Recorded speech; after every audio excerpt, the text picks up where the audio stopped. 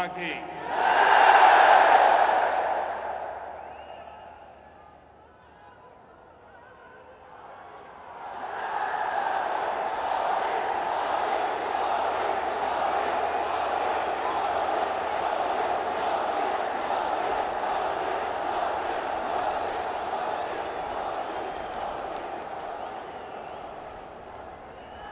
Dubai की धरती पर मैं आज मेरे सामने लघु भारत के दर्शन कर रहा हूं।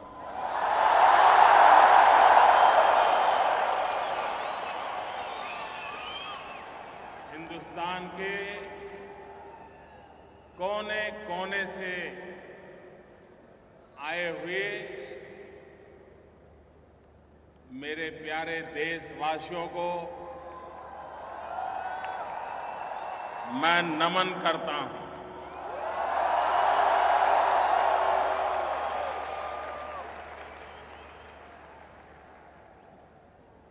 आप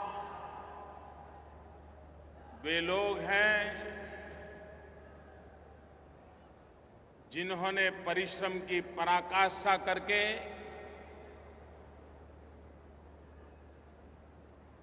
कोई 10 साल से, कोई 15 साल से, कोई 20 साल से, कोई 30 साल से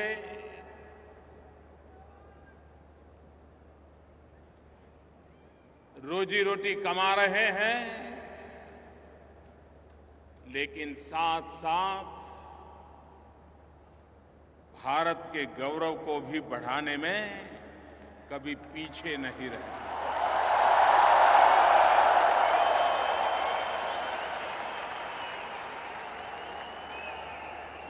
आपके व्यवहार के कारण,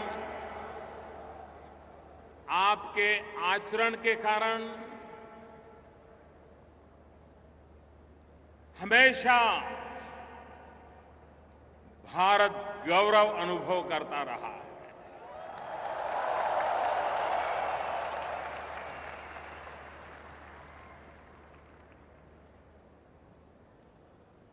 भारत में अगर अधिक बारिश भी हो जाए तो दुबई में बैठा हुआ मेरा हिंदुस्तानी छाता खोल देता है।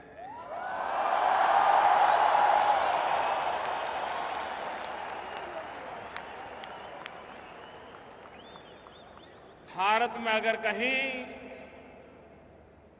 कोई प्राकृतिक आपदा आ जाए तो दुबई में बैठा हुआ मेरा देशवासी चैन से सो नहीं सकता।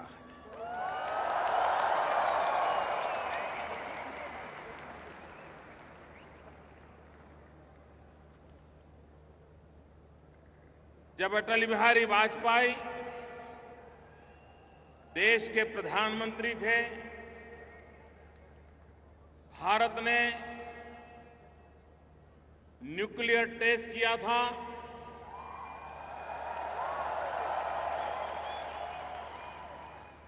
दुनिया चौंक गई थी। कुछ लोग गुस्से में आए थे और रातों रात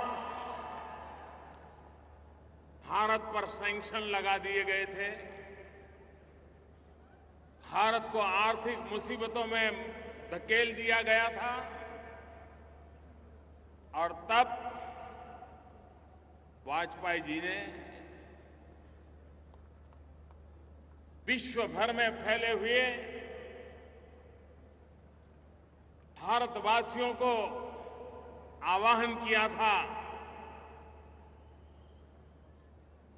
देश की मदद करने के लिए। और आज मैं गर्व से कह सकता हूं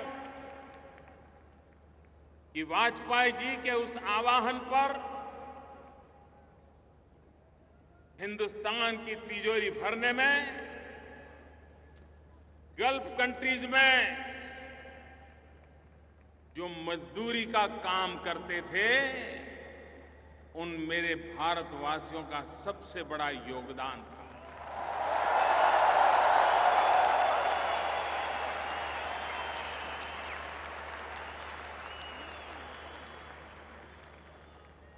और इस अर्थ में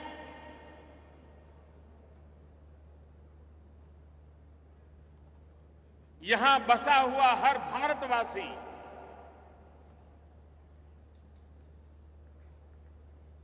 एक प्रकार से हिंदुस्तान के हर कोने से जुड़ा हुआ है। पिछली बार जब देश लोकसभा के चुनाव के लिए व्यस्त था, चुनाव नतीजे आ रहे थे, हिंदुस्तान ही नहीं पूरा दुबई नाच रहा था।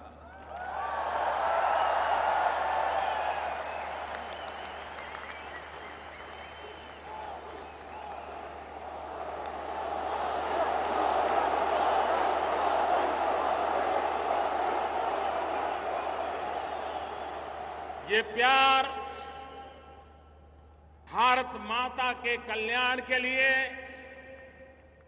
मां भारती फिर से एक बार सामर्थ्यवान बने, सशक्त बने, संपन्न बने, समृद्ध बने, ये सपना संजो करके दिन रात एक करने वाले आप लोग मेरे सामने बैठे।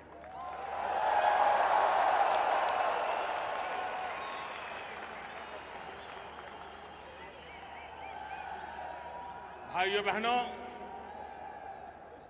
आज यहां तो हिंदुस्तान के हर कोने से आए हुए मेरे भाई बहन मेरे सामने हैं, और दुबई वो सिर्फ लघु भारत ही रहा ऐसा नहीं है। अब तो दुबई एक लघु विश्व भी बन गया है।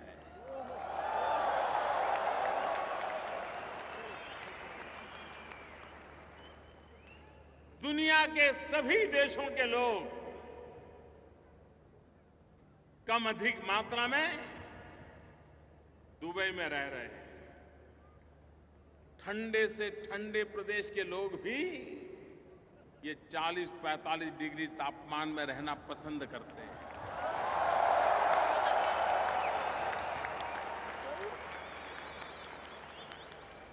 क्या ताकत दिखाई होगी इस देश ने, क्या मैग्नेटिक पावर पैदा किया होगा विकास के माध्यम से कि पूरा विश्व यहां आकर्षित हो जाता है।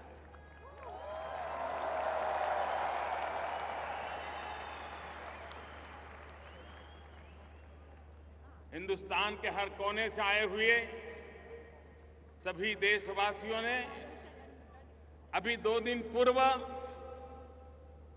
15 अगस्त भारत की आजादी का पर्व मनाया।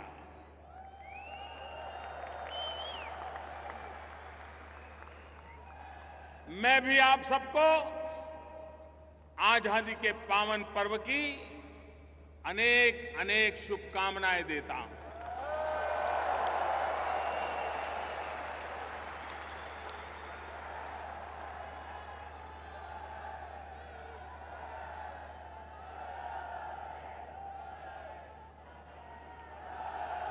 यहां केरल से आया हुआ भी समुदाय बहुत बड़ी मात्रा में है।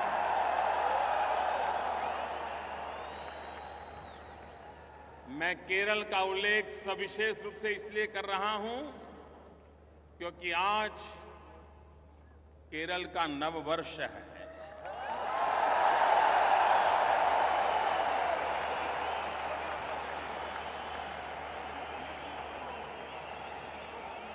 मलयाली,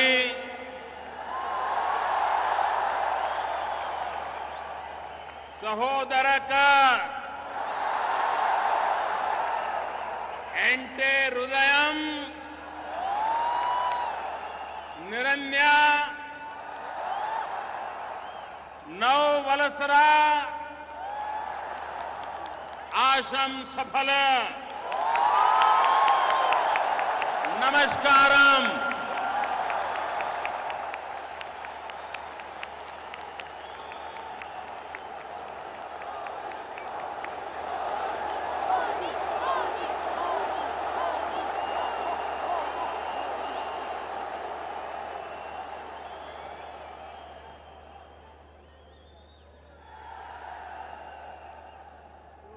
हर हफ्ते हिंदुस्तान से 700 से भी ज्यादा फ्लाइट यहां आती हैं। दुनिया में किसी एक देश के साथ इतनी बड़ी मात्रा में हवाई आवागमन अगर कहीं है तो इस इलाके से है।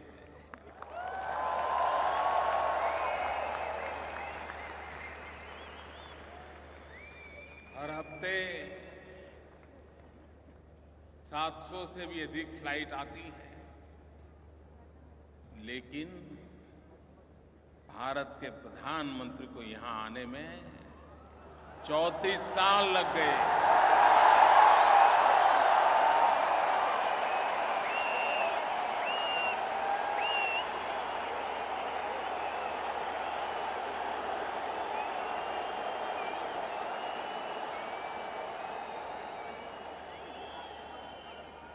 कभी कभी मुझे लगता है कि बहुत सारे ऐसे अच्छे अच्छे काम हैं जो पूर्व के लोग मेरे लिए बाकी छोड़ करके चले गए।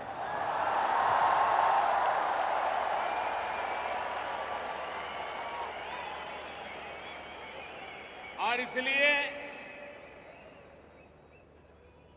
बहुत सारे बाकी रहे अच्छे काम करने का मुझे भाग्य मिला।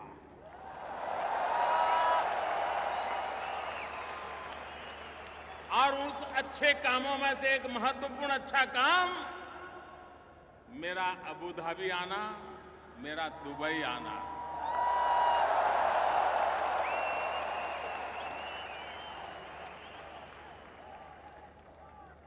जिस प्रकार से ये मेरी पहली मुलाकात है, इसके पहले कभी मैं इस धरती पर, इस भूभाग पे नहीं आया, और 34 साल के बाद प्रधानमंत्री के रूप में कोई आए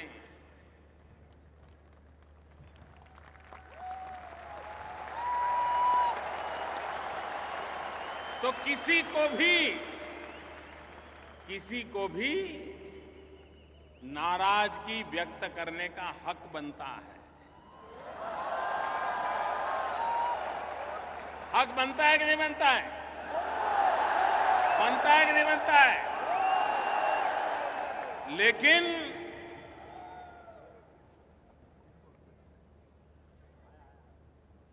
अबू धाबी में हिज हाइनेस क्राउन प्रिंस ने और दुबई में हिज हाइनेस अल मक्तुम जी ने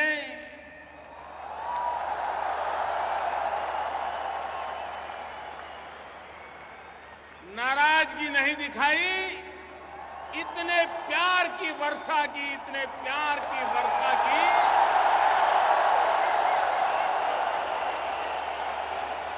मैं उनके इस प्यार को कभी भूल नहीं पाऊंगा।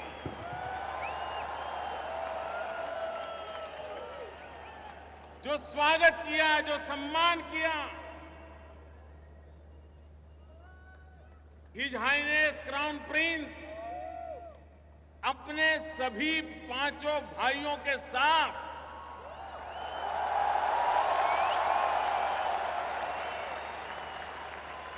एयरपोर्ट पर लेने के लिए आए।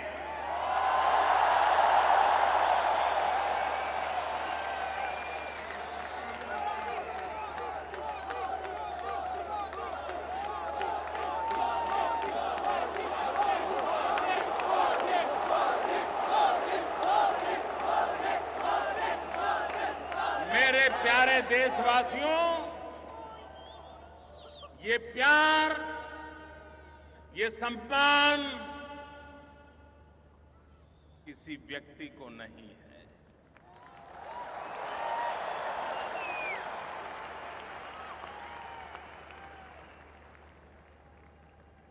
ये 125 करोड़ देशवासियों का सम्मान है।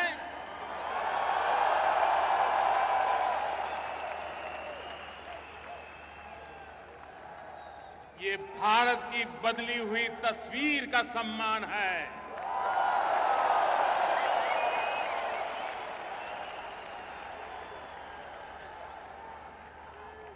भारत जिस प्रकार से दुनिया में अपनी जगह बना रहा है,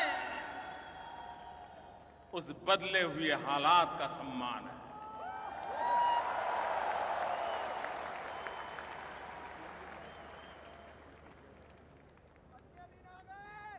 मैं हिज हाइनेस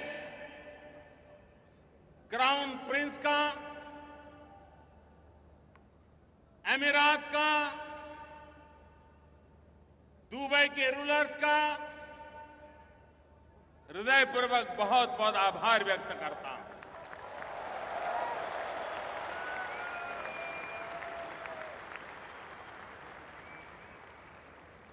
एक तरफ संप्रदाय के नाम पर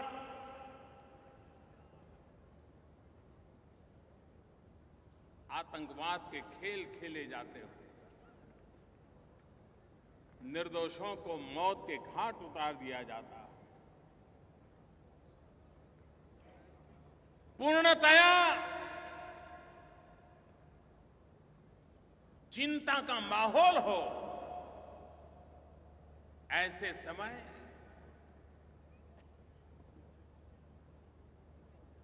अबू धाबी के हिज हाइनेस क्राउन प्रिंस भारतीय समुदाय के लिए मंदिर बनाने के लिए जगह देने का निर्णय किया।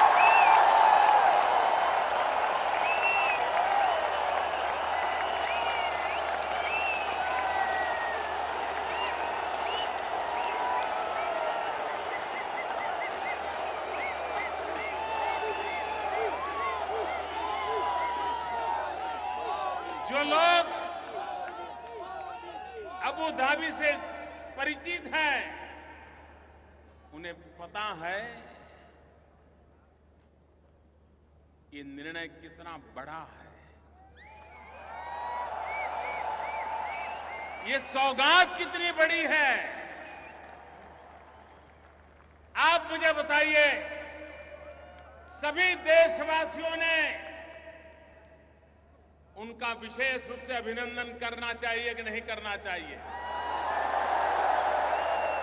मैं आज सबसे आग्रह करता हूं, तालियों की गूंज से क्राउन प्रिंस का अभिनंदन कीजिए।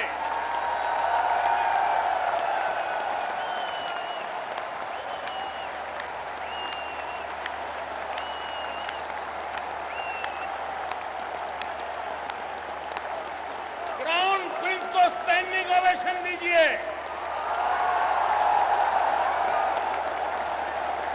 उनका अभिनंदन कीजिए।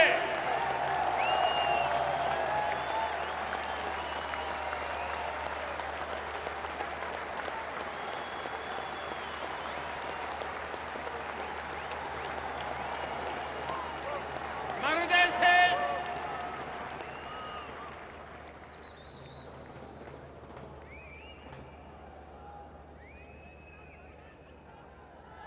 उनका अभिनंदन करता हूं।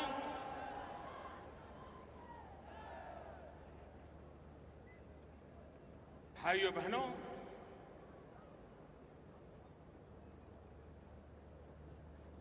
दो दिन की मेरी यात्रा में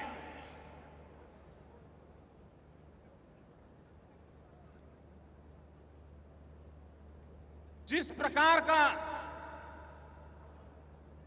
विश्वास का माहौल बना, आखिरकार अंतर्राष्ट्रीय संबंधों का आधार आपकी भाषा क्या है, आप कितने आर्टिकुलेट हैं, आप डिप्लोमेटिक रिलेशन में कितने बढ़िया ढंग से मेलजोल करते हैं, उससे भी ज्यादा महत्व होता है एक दूसरे पर भरोसे का।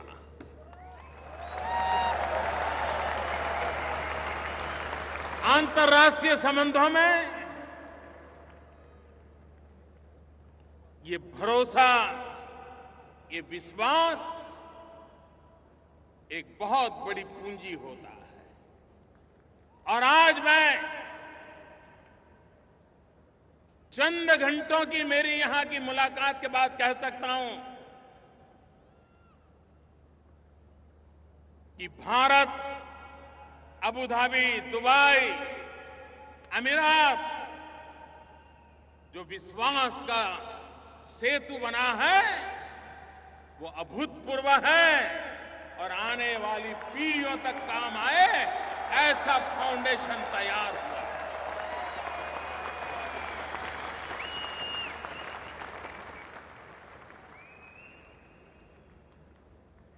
आज मुझे खुशी हुई कि जब आज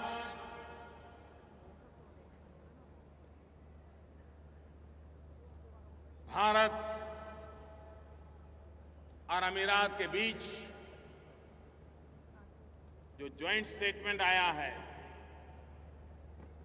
आपको भी खुशी होगी जान करके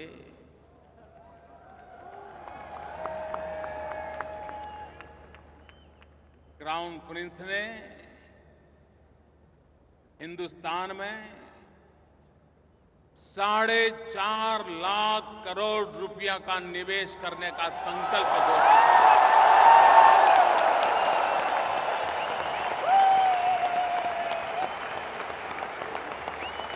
4.5 लाख करोड़ रुपया। कितना कितना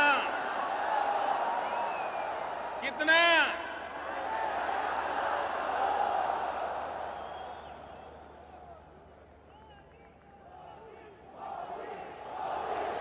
भाइयों बहनों,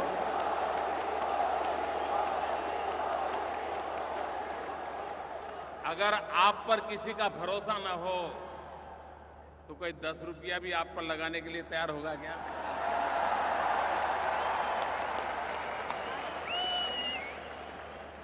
ये भारत की शाख बनी है। आज भारत का बदला हुआ रूप विश्व के सामने अपनी स्वीकृति बनाता आगे चल रहा है।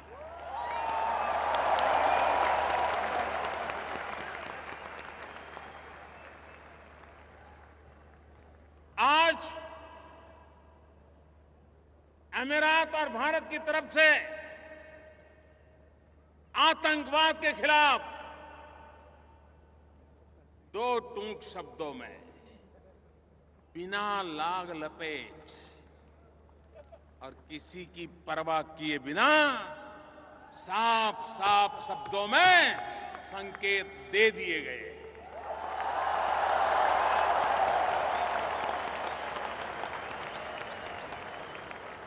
आतंकवाद के खिलाफ एकता का स्वर आज इस धरती से उठा है। मैं इसे बहुत अहम मानता हूं। और इतना ही नहीं, समझने वाले समझ जाएंगे।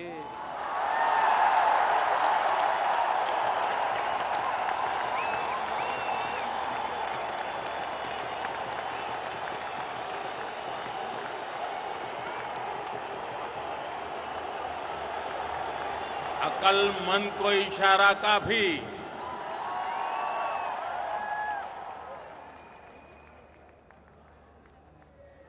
आतंकवाद में लिप्त लोगों को सजा होनी चाहिए, ये स्पष्ट शब्दों में संकेत यहां से निकला है।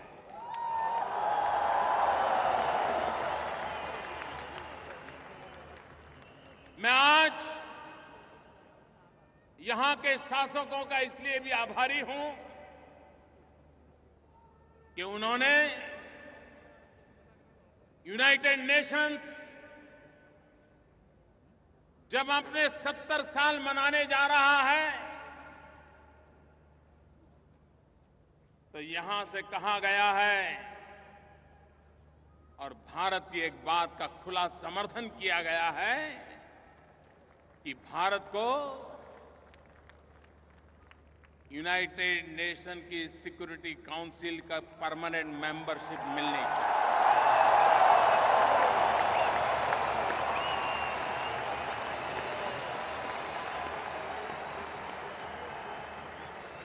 मैं आभारी हूं उनका। इससे भी आगे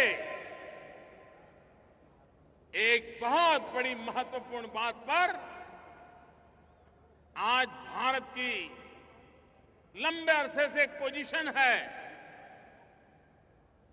उसका आज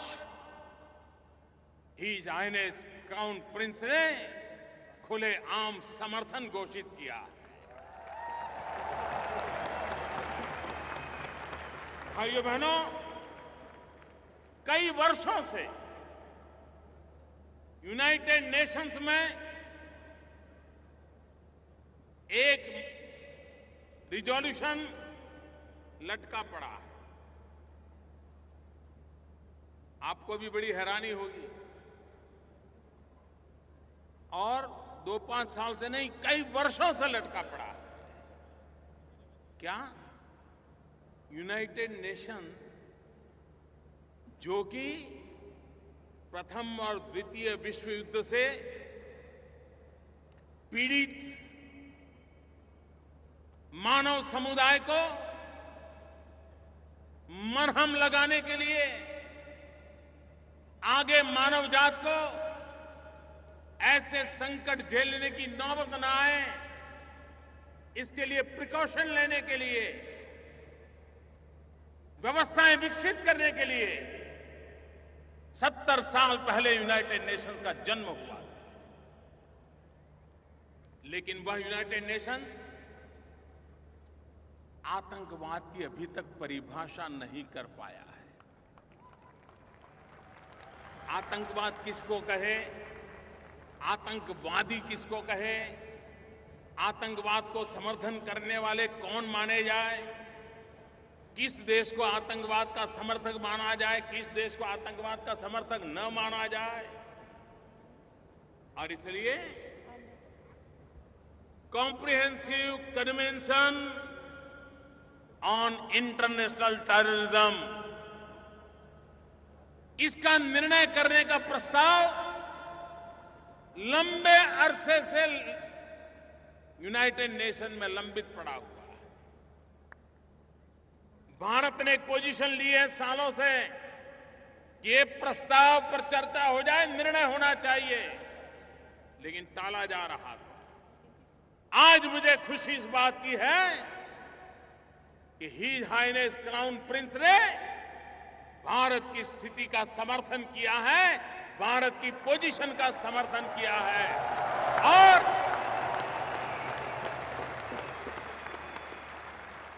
आतंकवाद के खिलाफ लड़ने के संबंध में आपने स्पष्ट संकेत दे दिए। न सिर्फ 4.5 लाख करोड़ रुपए का पूंजी निवेश की बात नहीं है, ये एक निश्चित दिशा में कंधे से कंधा मिलाकर के चलने का एक प्रकार का संकेत इस जॉइंट स्टेटमेंट में।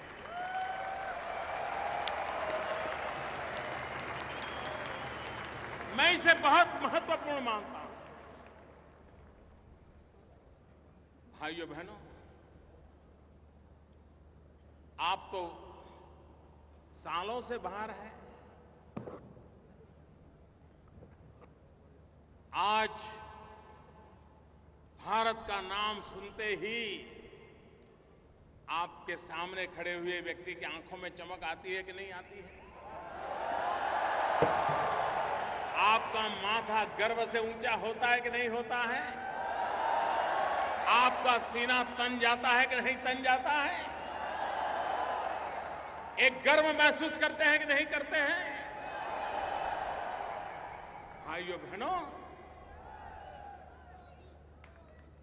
आज दुनिया का हिंदुस्तान की तरफ देखने का नजरिया पूरी तरह बदल चुका है।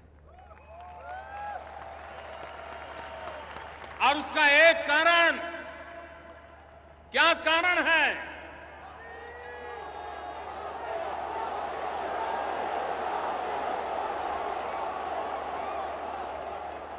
क्या कारण है ये बदलाव आया है? मोदी के कारण नहीं। ये जो बदलाव आया है 125 करोड़ देशवासियों की संकल्प शक्ति के कारण।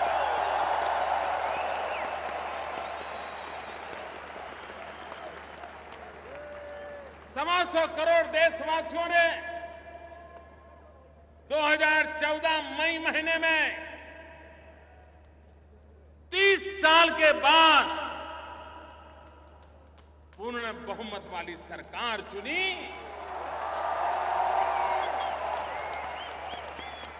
आज दुनिया का कोई भी महापुरुष, दुनिया का कोई भी राजनेता मोदी से जब हाथ मिलाता है ना, तब उसे मोदी नहीं दिखता है, उसे 125 करोड़ हिंदुस्तानी दिखाई देते हैं।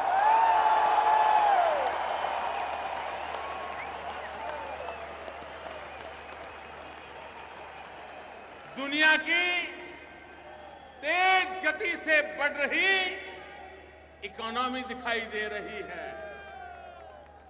भाइयों बहनों, पिछले दिनों IMF हो, वर्ल्ड बैंक हो, मूडी हो, विश्व की जितनी भी आर्थिक पैमाने पर रेटिंग इंस्टीट्यूशंस हैं, सब किसी ने एक स्वर से कहा है कि आज दुनिया में बड़े देशों में सबसे तेज गति से अगर आर्थिक सुधार हो रहा है, तेज गति से ग्रोथ हो रहा है, तो उस देश का नाम है, उस देश का नाम है,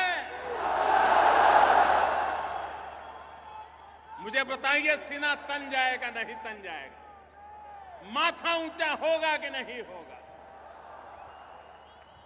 एक साल के भीतर भीतर ये बदलाव आया है। भाइयों बहनों, हमने मेक इन इंडिया कुछ महीने पहले इस अभियान का प्रारंभ किया। दुनिया को मैं कह रहा हूं, मेक इन इंडिया। आइए, हिंदुस्तान एक ऐसा देश है जो संभावनाओं से भरा हुआ है। अपॉर्चुनिटीज ही अपॉर्चुनिटीज हैं। ये एक ऐसा भाग्यशाली देश है जिसके पास 65% जनसंख्या, 65% पॉपुलेशन 35 साल से कम उम्र की है।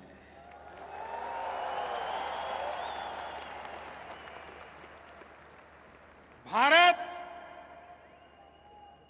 एक नौजवान देश है। आज जहां जवानी लबालब भरी पड़ी है,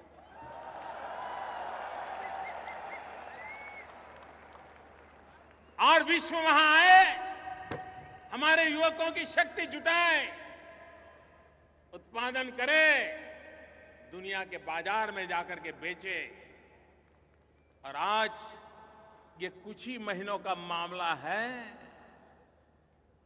फॉरेन डायरेक्ट इन्वेस्टमेंट FDI में 48% वृद्धि हुई है। 48%।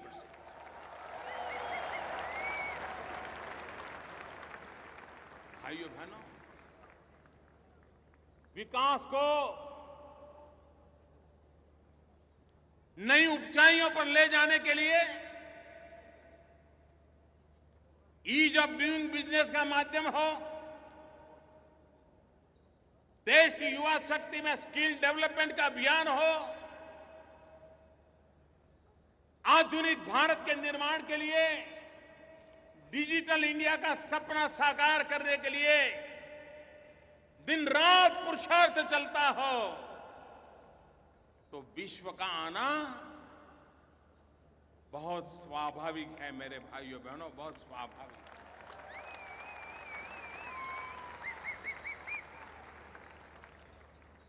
भाइयों बहनों, आज दुनिया जिस आतंकवाद के नाम सुनते ही कांप उठती है, एक नफरत पैदा होती है।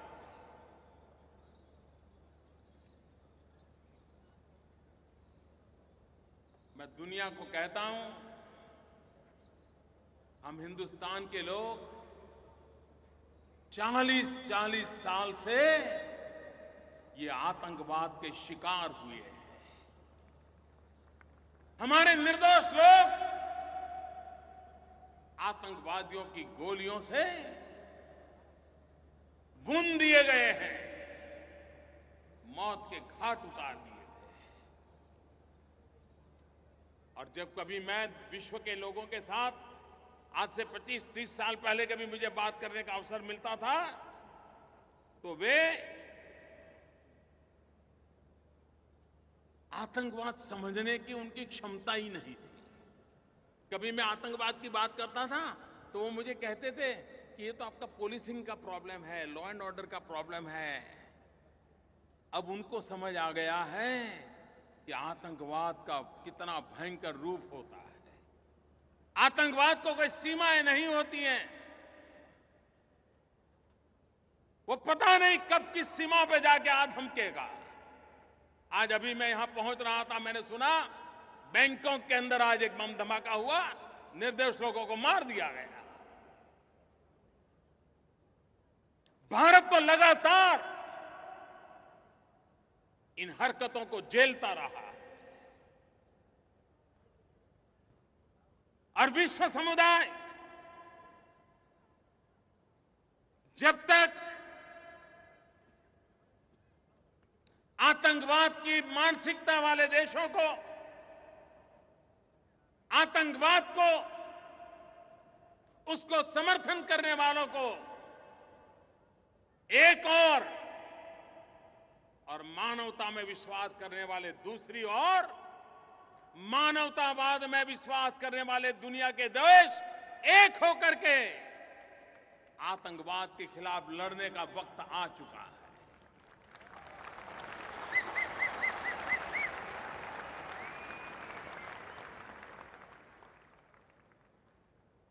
Good Taliban, bad Taliban, good terrorism, bad terrorism, ये अब चलने वाला नहीं है। हर किसी को तय करना पड़ेगा कि फैसला करो कि आप आतंकवाद के साथ हो कि आप मानवता के साथ हो। निर्णय करो।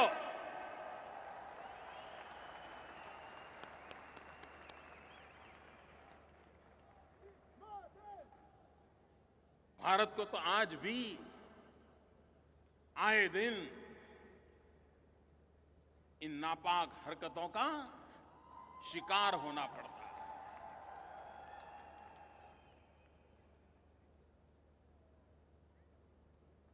हम समस्याओं का समाधान खोजने की दिशा में लगातार कोशिश कर रहे हैं।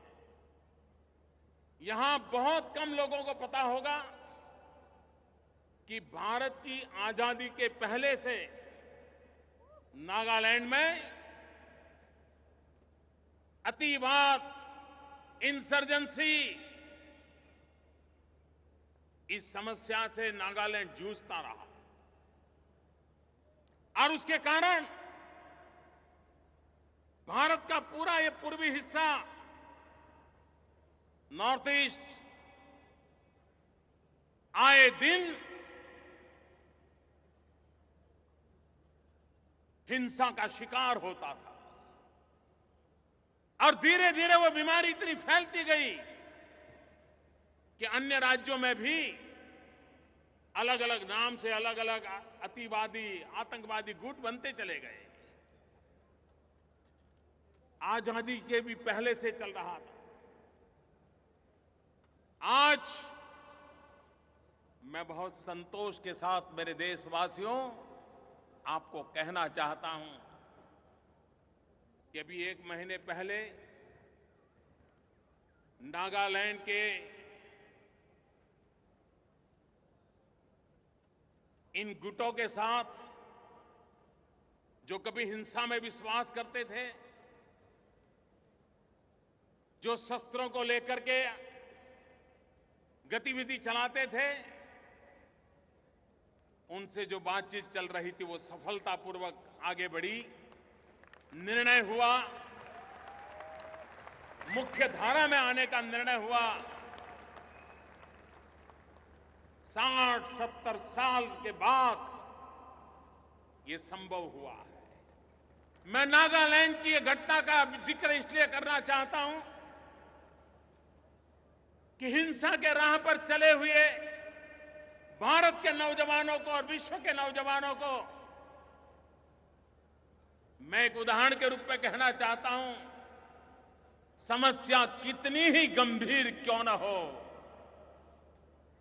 आखिर तो बातचीत से ही रास्ता निकलता है। कोई 10 साल लड़ाई लड़ने के बाद बात करे, कोई 20 साल लड़ाई लड़ने के बाद करे, कोई 40 साल लड़ाई लड़ने के बाद बात करे, लेकिन आखिर में तो बात ही होती है और टेबल पर ही फैसले होते हैं। और इसलिए विश्व भर से इस गलत रास्ते पर चल पड़े लोग, बम बंदूक के भरोसे अपने सपनों को साकार करने का रास्ते पर चले हुए लोग, ये रास्ता कभी आपका भला नहीं करेगा, ये रास्ता कभी किसी और का भला नहीं करेगा, ये रास्ता कभी मानवता का भला नहीं करेगा, ये रास्ता इतिहास को बेदाग नहीं रहने देगा, ये पूरे इतिहास को कलंकित कर देगा, ये पूरे इतिहास को दागदार बना देगा।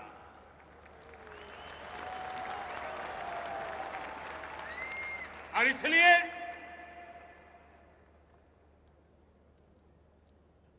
हिंसा का मार्ग छोड़ करके मुख्य धारा में जाना, ये आज समय की मांग है।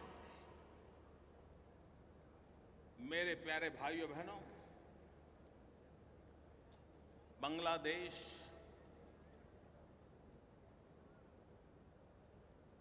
(1947) में भारत का विभाजन हुआ, 1947। तब से पूर्व पाकिस्तान, पश्चिम पाकिस्तान थे उस समय। पूर्वी पाकिस्तान जो आज बांग्लादेश बना,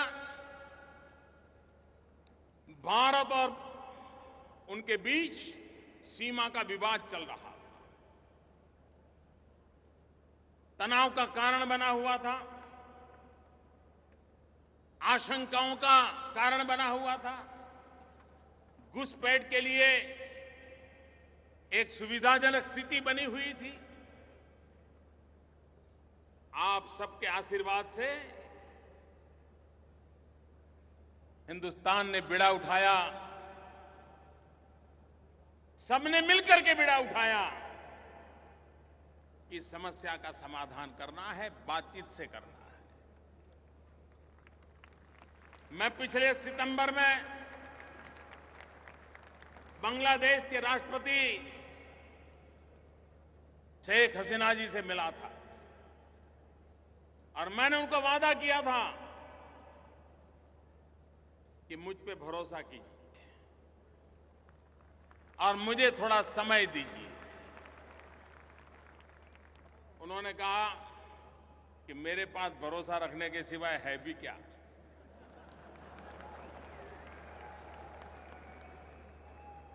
लेकिन आज मैं मेरे प्यारे देशवासियों आपके सामने सर झुका करके कहना चाहता हूं कि आजादी से लटका हुआ ये सवाल 1 अगस्त को समाप्त कर दिया गया।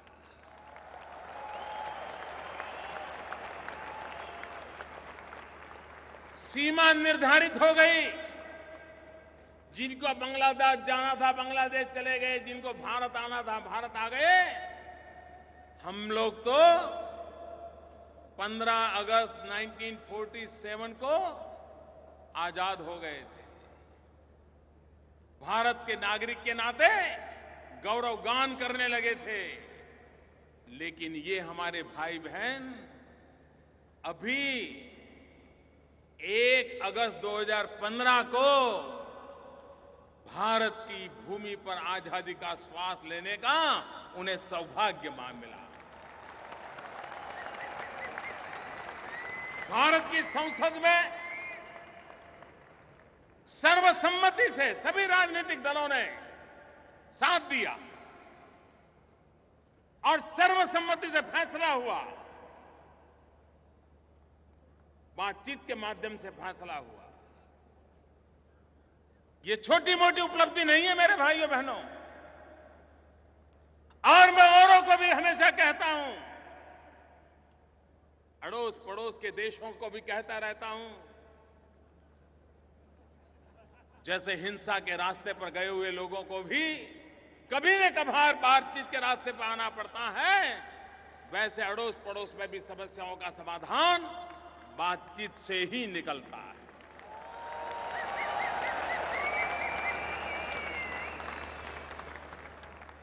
अंतर्राष्ट्रीय संबंधों में आज भारत एक महत्वपूर्ण भूमिका अदा कर रहा है, मानवता के अधिष्ठान पर कर रहा है। जब नेपाल में भूकंप आया, चंद घंटों में, ऐसा नहीं कि भाई जरा पूछो तो क्या हुआ है, जरा जानकारी लो क्या हुआ है, ऐसा करो अफसरों का डेलीगेशन भेजो, देखो जरा क्या मुसीबत आई है, ऐसा करो भाई कोई अपने रिश्तेदार वहां तो पूछो भाई हुआ क्या है। ऐसा इंतजार नहीं किया। आज दिल्ली में ऐसी सरकार है जो हर पल नजर आती है, हर जगह पे नजर आती है।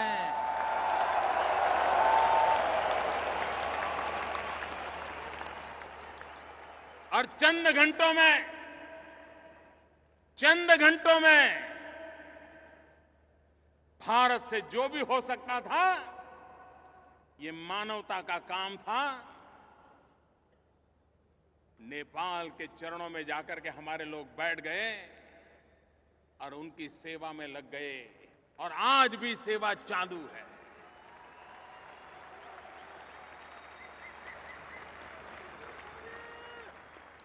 नेपाल हमारा पड़ोसी है, वो दुखी हो और हम सुखी हो, ये कभी संभव नहीं होता।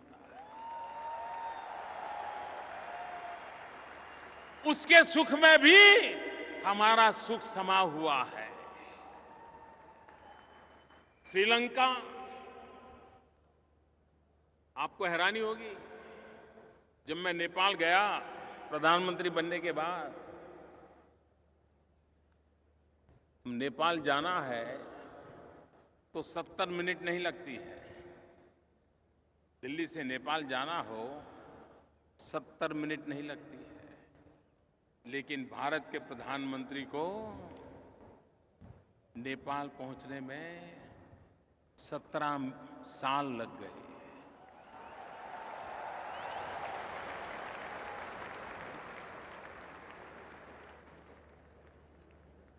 फिर से हम गए, संबंधों को फिर से जोड़ा, अपनापन। आज नेपाल भारत पे भरोसा कर रहा है, भारत नेपाल का सुख दुख का साथी बना है। श्रीलंका, राजीव गांधी जब प्रधानमंत्री थे, उसके बाद कोई प्रधानमंत्री की स्टैंड अलोन विजिट नहीं हुई थी। कितने साल बीते। हमारा पड़ोसी है। आए दिन हमारे तमिलनाडु केरल के मछुआरे और उनके मछुआरे आपस में भिड़ जाते हैं। लेकिन उधर कोई जाता नहीं था। हम गए। इतना ही नहीं, जाफना जहां 20-20 साल तक बम और बंदूक का ही कारोबार चलता था, उस जाफना में जाकर के उन दुखियारों के आंसू पोंछने का काम करने का सौभाग्य मुझे मिला।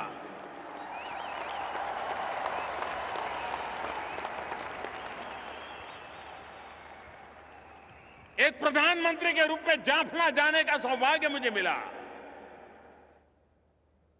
हमारे पड़ोस में मालदीव आइलैंड पर बसा हुआ देश, टूरिज्म की दृष्टि से काफी आगे बढ़ा है। अचानक एक दिन उनके यहां पानी के सारे संयंत्र खराब हो गए। पूरे देश के पास पीने का पानी नहीं था। आप कल्पना कर सकते हो, कोई देश के पास पीने का पानी न हो, कितना बड़ा गहरा संकट आया। मालदीव से हमें मैसेज आया कि ऐसी मुसीबत आई है। एक पल का इंतजार नहीं किया भाइयों बहनों, हवाई जहाज से पीने का पानी पहुंचाया मालदीव में।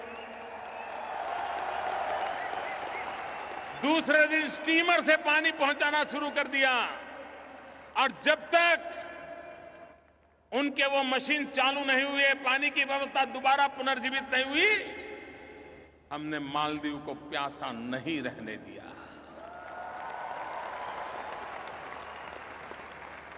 अफगानिस्तान हमारा पड़ोसी है। अफगानिस्तान संकटों से गुजर रहा है।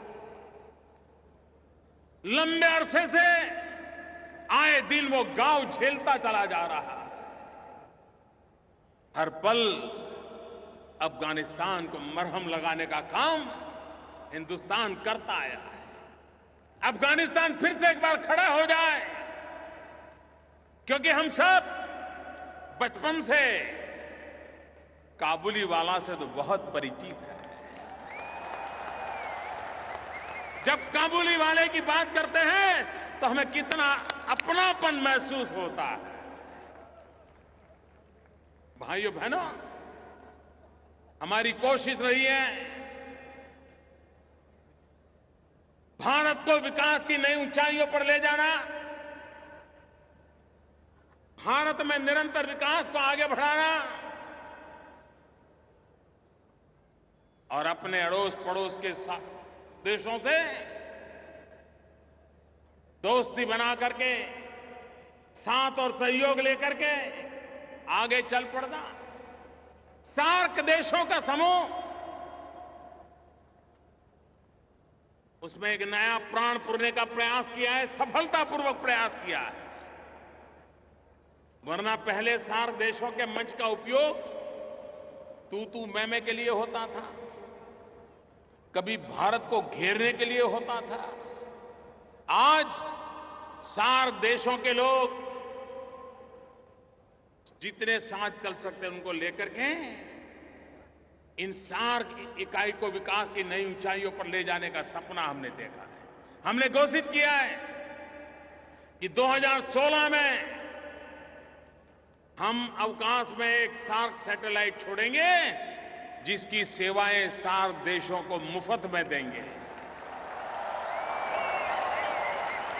जो शिक्षा के काम आए, जो आरोग्य के लिए काम आए, जो किसानों को काम आए, जो मछुआरों को काम आए, सामान्य जन को काम आए। अभी हम बीच में सोच रहे थे कि सार्क देश कनेक्टिविटी के लिए गंभीरता से सोचें, और हम जानते हैं आज विकास में कनेक्टिविटी का महत्व बहुत है। आप समुद्री मार्ग से जुड़िए, या रेल मार्ग से जुड़िए, या रोड मार्ग से जुड़िए, जुड़ना जरूरी है। यूरोप के देशों को ये लाभ मिला हुआ है। एक देश से दूसरे देश चले जाओ, पता तक नहीं चलता देश कब बदल गया। क्या ये सार्क देशों के बीच नहीं हो सकता है? हमने मिलकर के सामूहिक निर्णय करने का प्रयास किया नेपाल में, लेकिन आप जानते हैं कुछ लोगों को जरा तकलीफ होती है।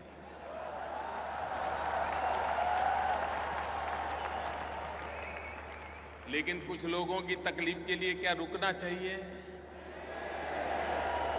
हमारे काम को हमने रोक देना चाहिए? हमने अटक जाना चाहिए क्या? ठीक है, आपको मर्जी, आप वहां रह जाइए, हम तो चल पड़े भाई। और हमने क्या किया? एक बहुत बड़ा अहम फैसला लिया है भाइयों बहनों। इसका प्रभाव आने वाले दिनों में क्या होने वाला है वो तो वक्त बताएगा। नेपाल, भूटान, भारत, बांग्लादेश, इन 4 देशों ने एक नया इंफ्रास्ट्रक्चर बना करके कनेक्टिविटी का एक पूरा काम तय कर लिया, एग्रीमेंट हो गया।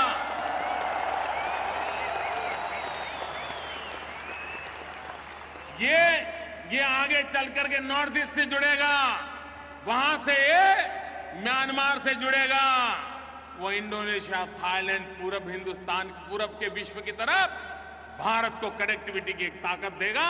एक नया भारत का बदला हुआ संबंधों का एक नया विश्व खड़ा हो जाएगा।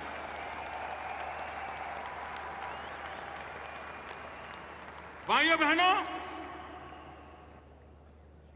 एक निश्चित समझ के साथ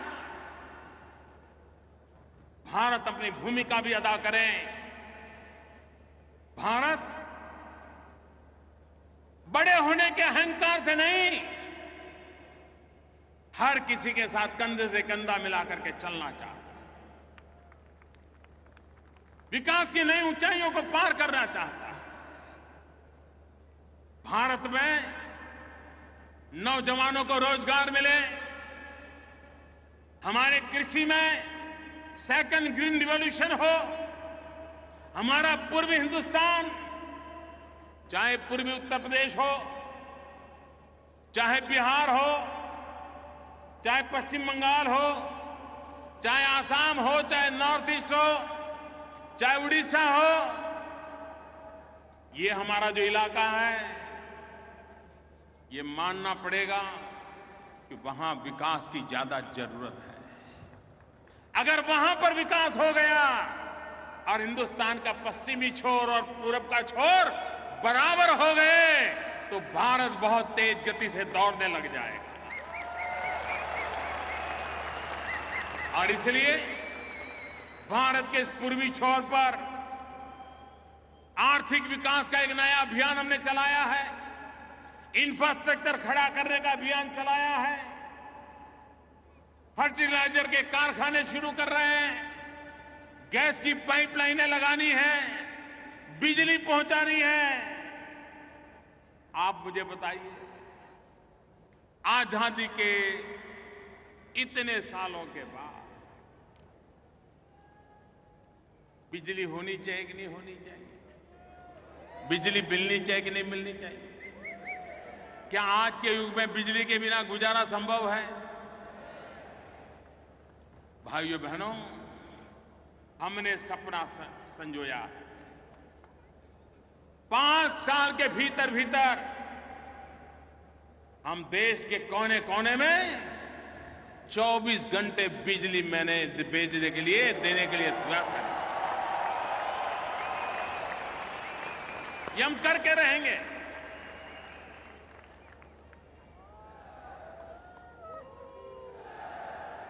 दुबई में रहने वाले मेरे प्यारे भाइयों बहनों, हमने एक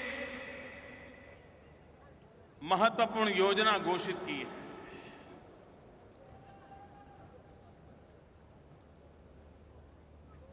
हमारे देश में लोगों को पहले बैंक अकाउंट नहीं थे, हमने हर हिंदुस्तानी का बैंक अकाउंट खोल दिया। एक काम किया, भारत में हमारे देश के नागरिकों को इंश्योरेंस नहीं है, बीमा नहीं है, उसके परिवार में कोई आपत्ति आ जाए तो पीछे वालों को देखने की कोई व्यवस्था नहीं। हमने 3 योजनाएं लगाई हैं। एक प्रधानमंत्री बीमा सुरक्षा योजना, प्रधानमंत्री जीवन ज्योति योजना, और इंश्योरेंस के लिए कितना पैसा देना है। एक स्कीम ऐसी है कि जिसमें 1 महीने में सिर्फ 1 रुपया देना है, 12 महीने में 12 रुपया। हमारे देश का गरीब से गरीब व्यक्ति दे सकता है कि नहीं दे सकता है? मुझे बताइए, दे सकता है कि नहीं दे सकता है? गरीब से गरीब व्यक्ति 1 रुपया महीने में दे सकता है कि नहीं दे सकता है?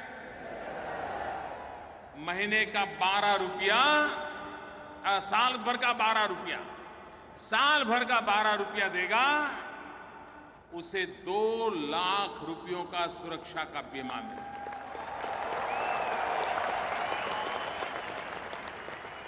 दूसरी योजना है जिसमें उसे और भी मददें मिलेगी, वो है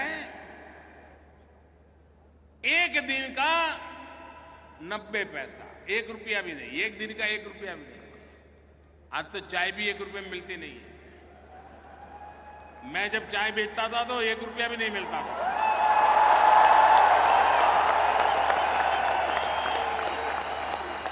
लेकिन आज 1 रुपये में चाय नहीं मिलती है।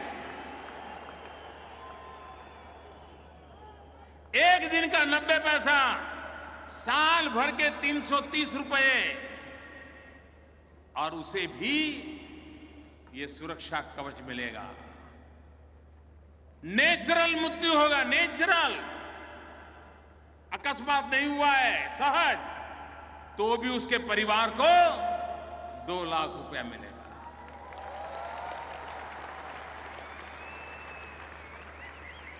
हमने लोगों से आग्रह किया है कि रक्षाबंधन के पर्व पर, हमारे देश की परंपरा है, हम अपनी बहनों को भेंट सौगात देते हैं, कोई न कोई गिफ्ट देते हैं।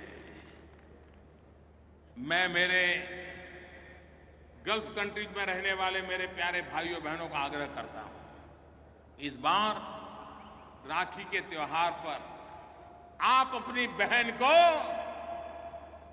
ये जीवन सुरक्षा योजना दे दीजिए। अगर आप 600 रुपया बैंक में फिक्स डिपॉजिट करा दोगे तो हर साल उसको 12 रुपये से ज्यादा इंटरेस्ट मिलेगा, कटता जाएगा, और आपकी बहन को 2 लाख रुपए का सुरक्षा का कवच मिल जाएगा। और दोनों योजना ले लेंगे, उतने पैसे जमा करा दिए तो 4 लाख रुपया उसके चरणों में आपकी तरफ से पहुंच जाएगा। भाइयों बहनों, हमने समाज जीवन को एक सुरक्षित बनाना, हमारी नई पीढ़ी को शिक्षित बनाना है, देश को आधुनिक बनाना है, और आज जब विश्व का भारत की तरफ आकर्षण बढ़ा है, उस परिस्थिति का हमने लाभ उठाना है और देश को विकास की नई ऊंचाइयों पर ले जाना है। मेरे प्यारे भाइयों बहनों, आपने मुझे जो सम्मान दिया, प्यार दिया, पूरा हिंदुस्तान आपको देख रहा होगा।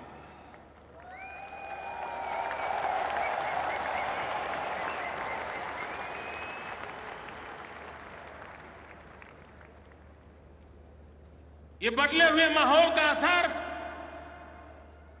हर भारतवासी के दिल पर भी होता है, और मुझे लगता है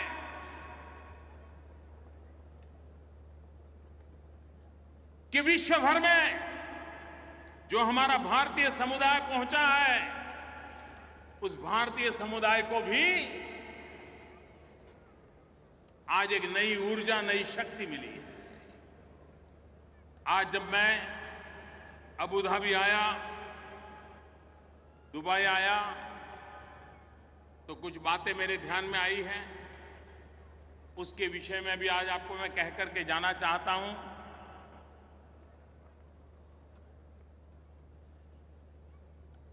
एम्बेसी के संबंध में, काउंसिल के संबंध में आपकी शिकायतें रहती हैं? नहीं रहती है?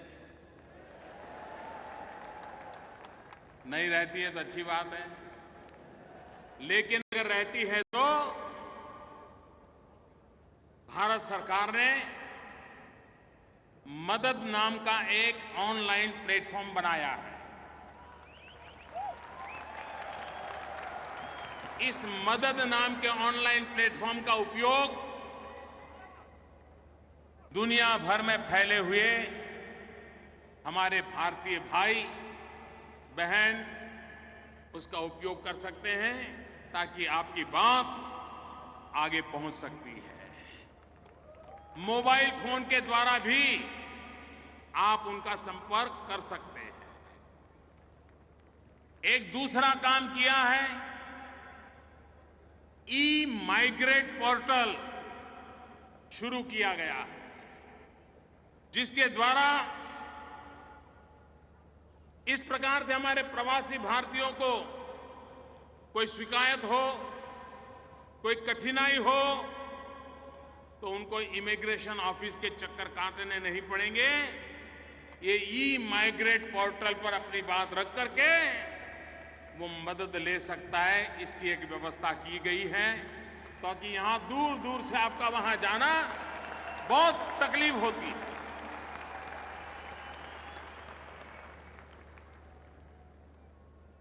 मुझे ये भी बताया गया कि कहीं कहीं पर ई माइग्रेट पोर्टल का उपयोग करने में नागरिकों को दिक्कत होती है। इसके लिए भी मैंने हमारी एम्बेसी को आदेश किया है कि वे ये जो टेक्निकल प्रॉब्लम है इसका 30 दिन के भीतर भीतर सॉल्यूशन दें।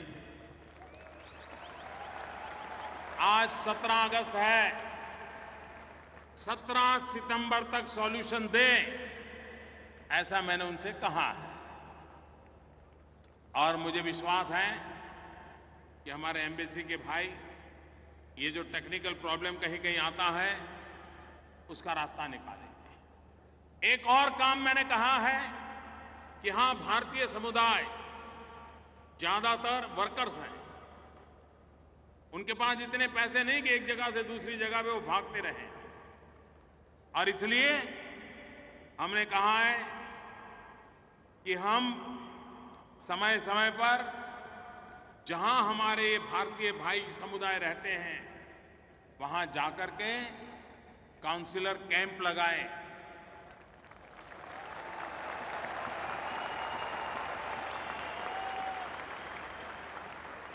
महीने में एक बार, 2 महीने में एक बार, और वहीं जाकर के उनसे बैठे बातचीत करें और उनकी समस्या के समाधान के लिए योग्य व्यवस्था करें। मैं यहां ये बातें इसलिए कह रहा हूं कि ये भूभाग ऐसा है कि जहां मेरे गरीब तबके के भाई बहन रहते हैं, मजदूरी करने के लिए यहां आए हो। अमेरिका के लिए कुछ कर पाऊं या न कर पाऊं, लेकिन अगर आपके लिए नहीं कुछ करता तो मैं बेचैन हो जाता।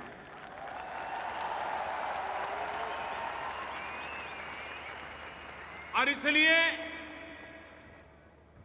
हमने एक और काम किया है। इन दिनों विदेशों में कभी कभी जाते हैं तो हमारे भारतीय भाई कभी कभी संकट में आ जाते, अचानक बीमारी आ गई, कुछ हो गया, कभी कोई कानूनी पचड़े में फंस गए, बेचारे जेल चले गए, तो दुनिया के बाहर कौन उनको देखने वाला? परिवार तो है नहीं। और इन हमारे कभी कभी मुसीबत में कोई परिवार आ जाए तो उनकी मदद करने के लिए Indian community welfare fund ICWF स्थापित किया गया है। सब दूतावासों को ये वेलफेयर फंड दिया गया है, और इसलिए ऐसी मुसीबत में कोई फंस गया हो तो उनको कानून की मर्यादा में रह करके जो मदद हो सकती है, कोई अगर जेल में बंद हुआ है तो कम से कम उसको खाना पीना मिल जाए, मानवता की दृष्टि से कोई व्यवस्था हो जाए। इन सारे कामों के लिए एक फंड की हमने व्यवस्था की है। हमने ये भी निर्णय किया है, इस फंड के द्वारा दूतावास, काउंसिल में काउंसिलर सुविधाएं और अच्छी कैसे बने, जो नागरिकों की भलाई के लिए हो, उनके लिए भी इसका उपयोग किया जाएगा। जिनको कानूनी सलाह की जरूरत पड़ेगी और अगर वो खुद इसको करने के लिए स्थिति नहीं है, कभी कभार तो 1000-2000 का दंड बेचारा नहीं भर पाता, उसके कारण जेलों में सड़ता रहता है। ऐसे लोगों को मदद करके, भारतीय नागरिक होने के नाते उनको मदद करना, इसके लिए वेलफेयर फंड का उपयोग हो, ताकि वो संकटों से बाहर आ सकें। ये भी हमने व्यवस्था करने के लिए कहा है। मैं जानता हूं यहां पर स्कूलों में एडमिशन में कितनी दिक्कत होती है, आपके बच्चों को स्कूलों में पढ़ाई की कितनी दिक्कत होती है। मैंने यहां के संबंधित लोगों से बात कही है और मैंने कहा है कि अधिक स्कूलें कैसे बने, इसकी चिंता मैंने की है। देखते हैं, मुझे विश्वास है कि आगे वाले दिनों में उसका भी लाभ आप लोगों को मिलेगा। मुझे विश्वास है मेरे भाइयों बहनों कि जो आपकी छोटी मोटी बातें मेरे ध्यान में आई थी, इसको पूरा करने का मैंने एक प्रयास किया है। मैं फिर एक बार आप सबको हृदय से बहुत बहुत शुभकामनाएं देता हूं और दुनिया में कहीं पर भी मेरा भारतवासी है तो हम पासपोर्ट का रंग नहीं देखते हैं।